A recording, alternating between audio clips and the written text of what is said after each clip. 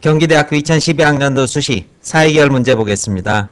역시 문항 1번에서는 집단지성의 가능성과 한계에 대해서 출제를 하면서 문학작품을 포함을 시켰습니다. 경기대의 경우 인문 사회계열을 막론하고 문학작품이 빈번하게 출제가 되고 있습니다. 따라서 하급반 교과서에 대한 설명을 간략하게 듣고 난 뒤 나머지 논의를 전개를 하겠습니다. 그리고 수험생 여러분들은 이 설명을 다 듣고 나면 대중 야누스의 두 얼굴이라는 배경 지식이 탑재되어 있을 것입니다. 들어두시면 논의의 저변을 좀 더 확대할 수 있을 것입니다. 먼저 하급반 교과서 듣겠습니다. 김명수의 하급반 교과서 보겠습니다. 크게 어렵지 않은 작품이죠.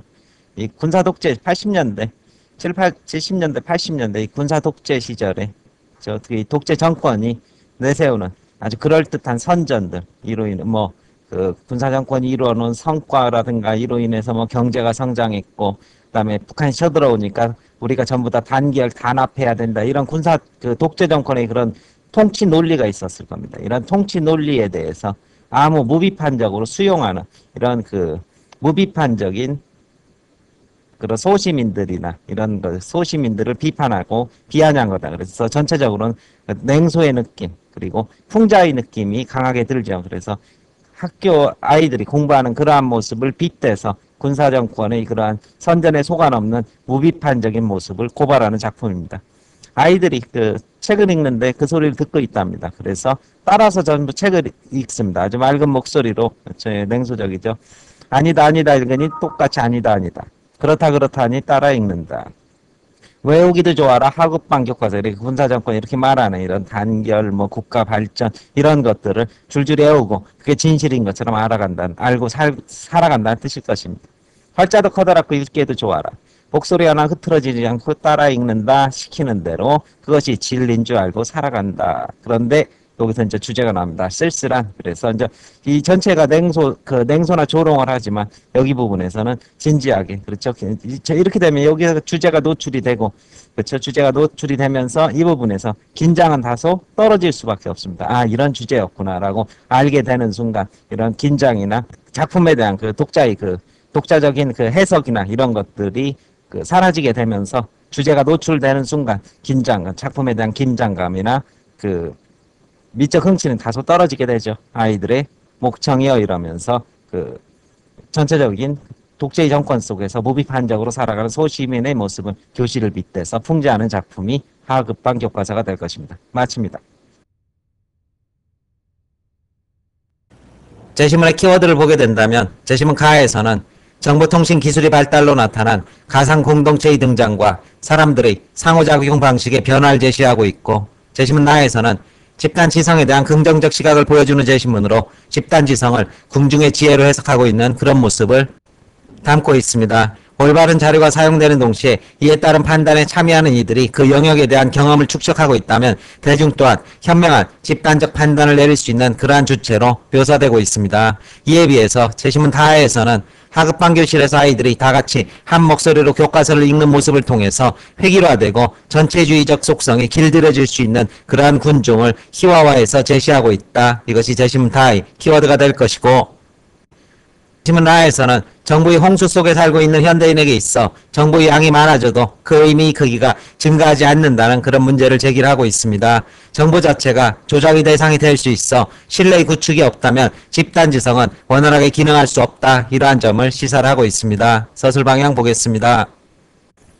문제에서는 제시문 가의 환경에서 사람들이 나의 기업, 즉 군중의 지혜에 의존할 때 어떤 문제가 발생할 수 있는지를 마음대로 쓰지 말고 반드시 다와 라를 토대로 서술하라, 이런 요구를 하고 있습니다. 답안 전개 보겠습니다. 따라서 전반부에서는 간략하게 가와 나의 핵심 주제를 전달할 필요가 있을 것이고, 제시문 가는 정보통신 기술의 발달로 나타난 가상 공동체의 등장과 시간과 공간을 초월한 사람들의 상호작용 방식의 변화를 제시하고 있다. 제시문 나는 집단지성에 대한 긍정적 시각을 보여주는 제시문으로 집단지성을 군중의 지혜로 해석하고 있다. 올바른 자료가 사용되는 동시에 이에 따른 판단에 참여하는 이들이 그 영역에 대한 경험을 축적하고 있다면 대중 또한 현명한 집단적 판단을 내릴 수 있다고 주장하고 있다. 여기까지가 가와 나의 핵심 주제가 될 것이고, 하지만 다와라는 군중의 지혜에 의존할 때 발생하는 문제를 보여준다. 다하이 씨는 하급반 교실에서 아이들이 다같이 한 목소리로 교과서를 읽는 모습을 그려낸 작품으로 획일적인 행동을 하는 군중을 희화화한 작품이다. 집단에 대한 무비판적 동조가 집단의 왜곡된 방향성을 합리화하는 함정으로 작용할 수 있음을 화자는 경고하고 있다. 이를 통해 대중의 기반을 둔 집단지성이 오히려 자율성과 다양성을 침식할 수 있음을 유추해 볼 수 있다. 재심은 나는 정부의 홍수 속에 살고 있는 현대인에게 있어 정부의 양이 많아져도 그 의미 크기가 증가하지 않는다는 문제를 제기한다. 삶 속에서 의미와 기능을 하지 못하는 정보는 아무리 많다고 하더라도 무의미한 공예에 불과하다는 지적이다. 또 정보 자체가 조작의 대상이 될 수 있어 신뢰의 구축이 없다면 집단지성은 원활하게 기능할 수 없음을 시사하고 있다. 이제 매듭 부분입니다. 결국 가상 공간에서 일어나는 집단지성은 왜곡된 문화에 대한 대중의 집단적 동조 현상을 야기 다수가 진리라는 착시 현상을 낳을 수 있다. 나아가 감정에 휩쓸린 대중에 의한 우중화와 포퓰리즘, 집단지성의 상업화 등의 문제를 노출할 가능성을 안고 있다는 것이다. 마지막 문제점을 중심으로 매듭을 해놓았습니다. 문제 2번 보겠습니다. 사회계열 문제 2번에서도 공공정책의 한계를 토대로 750자 서술을 요구를 하고 있습니다. 제시문 키워드 보겠습니다.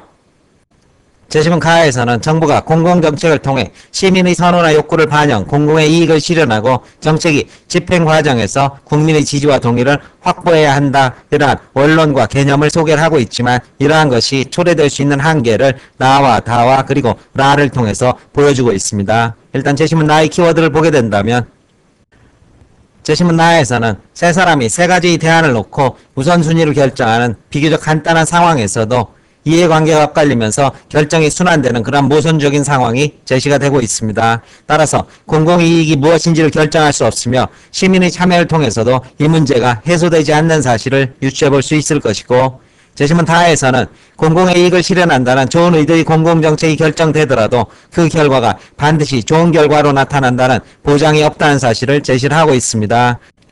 일종의 풍선 효과라고도 하는데 한쪽을 눌렀을 경우 다른 쪽이 튀어나오는 그러한 왜곡된 결과를 초래한다는 것입니다. 구체적인 사례로서 다의 1은 최소결제 금액제도와 초래한 역기능을 그리고 다의 2는 우화적 사례를 통해 공공정책이 공공의 이익이 아닌 바람직하지 못한 사회적 결과 여기에서는 복지병으로 이어질 수 있다는 그러한 사실을 보여주고 있습니다. 제시문 나에서는 공공정책의 결정 과정과 집행 과정에서 실질적 주체가 되는 정부의 관리들이 가지는 지식과 정보의 한계를 보여주고 있고 이들의 지식과 정보는 일반 시민에 비해 우월하지만 결코 모든 문제를 해결할 수 있을 정도로 완벽하지는 않다고 설명을 하고 있습니다. 만약에 완벽하다고 하더라도 개인적인 이해관계가 개입함으로써 또 다른 동기를 가질 수 있어 결국 또 정책의 집행이 왜곡될 수 있다는 그러한 가능성도 동시에 제기를 하고 있습니다. 서술 방향 보겠습니다. 문제에서는 제시문 가의 공공정책이 직면할 수 있는 한계에 대해서 나다라를 보완적 지문으로 활용해서 서술하라 이런 요구를 하고 있고 가의 중심 지문을 뭐를 통해서 나머지 지문의 메시지를 통해서 보완하는 서술 이것이 서술의 가닥이 될 것이고 제시문 가에서 공공정책은 공공의 이익을 전제로 추진되고 국민의 동의와 지지를 토대로 집행될 때 성과를 얻을 수 있다고 지적한다. 하지만 제시문 나는 정부가 공공정책을 통해 시민의 선호나 욕구를 반영하는 것이 불가능할 수도 있다는 사실을 보여주고 있다. 세 사람이 세 가지의 대안을 놓고 우선순위를 결정하는 비교적 간단한 상황에서조차 이해관계에 따라 결과가 달라지는 모순적인 상황을 보여주고 있기 때문이다. 제시문 다는 공공의 이익을 실현하는 좋은 의도의 공공정책이 결정되더라도 시장과 개개인의 비합리성 및 이기성이 작용하면서 그 결과가 반드시 좋은 결과로 나타난다는 보장이 없다는 사실을 보여주고 있다. 다의 1은 최소결제금액제도가 의도하지 않았던 결과로 이어질 가능성이 있음을 시사한다. 그리고 이는 우화적 사례를 통해 공공정책이 결국 사회 전체의 비효율성을 낳는 복지병이 될 수 있다는 사실을 보여주고 있다. 제시문 나는 공공정책의 결정 과정과 집행 과정의 주체인 정부의 관리들이 가지는 지식과 정보의 한계를 설명한다. 이들의 지식과 정보는 일반 시민에 비해 우월하지만 결코 모든 문제를 해결할 정도로 완벽하지는 않다는 것이다. 또한 이들이 개인적인 이해관계에 집착할 가능성도 간과할 수는 없다. 마지막 매듭입니다. 이처럼 공공정책은 시민의 의사를 반영하여 공공의 이익이 어떤 것이를 결정하는 정치적 과정의 측면과 이를 통해 바람직한 상태를 얻으려는 결과의 측면 그리고 이를 담당하고 있는 주체의 측면에서 모두 한계를 지니게 된다. 이것이 제시문 가가 될 것이고 이게 제시문 나 그리고 이게 제시문 다의 핵심적인 내용이 될 것입니다. 전체 답안은 750자 분량이 될 것이고 이러한 매듭 서술은 분량이 조금 남았을 때 모아서 결론처럼 활용하는 그러한 답안 전개의 기술이 될 수 있을 것입니다. 설명 마칩니다.